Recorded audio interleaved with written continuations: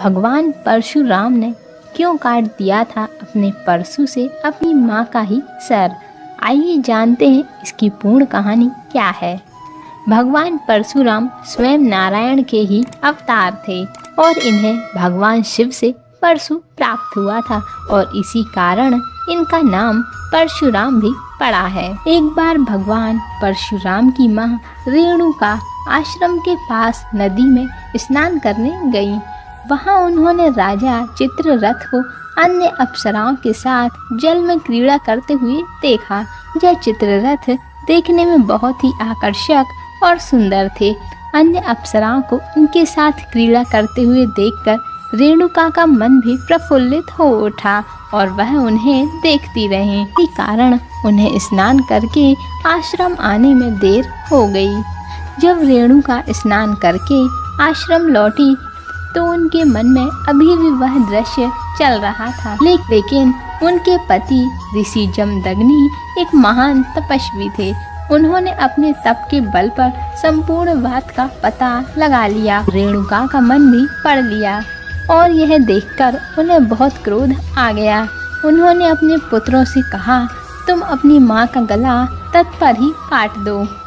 उनका सबसे बड़ा पुत्र अपनी माँ के प्रेम में ऐसा नहीं कर पाया।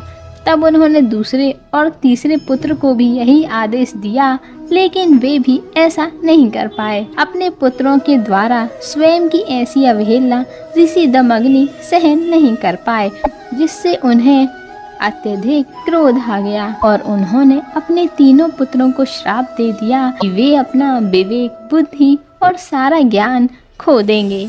इसके बाद ऋषि जमदग्नि ने अपने सबसे छोटे पुत्र परशुराम से अपनी माँ रेणुका का मस्तक धड़ से अलग करने का आदेश दिया और पिता का आदेश मिलते ही परशुराम ने बिना देर किए एक पल में ही अपनी माँ का सिर धड़ से अलग कर दिया।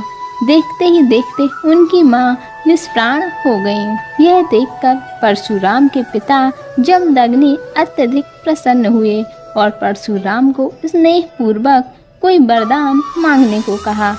तब परशुराम ने अपने पिता से 3 वर मांगे। पहले वर में उन्होंने अपनी माँ को पुनः जीवित करने को कहा। दूसरा वर उन्होंने यह मांगा कि उनकी माता को जो भी यहाँ घटित हुआ है इसका स्मरण ना रहे। और तीसरे वर में उन्होंने अपने 3 भाइयों का विवेक और बुद्धि मांग ली।